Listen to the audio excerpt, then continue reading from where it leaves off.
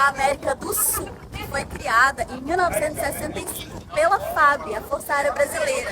Eu estou aqui na Barreira do Inferno, que fica em Parnamirim, a uns 12 km mais ou menos de Natal. Demorou aí uns 15 minutos, eu acho, para chegar aqui.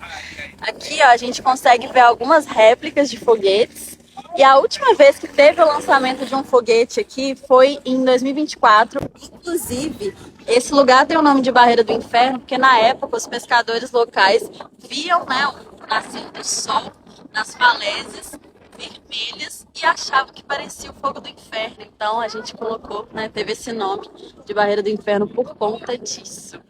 Olha que legal. E aqui foi escolhido para ser um local de lançamento de foguetes por todas as condições favoráveis, né? Tanto o clima, o vento, quanto por estar perto do equador magnético. Vocês sabiam dessa curiosidade? Quem já veio aqui conhecer?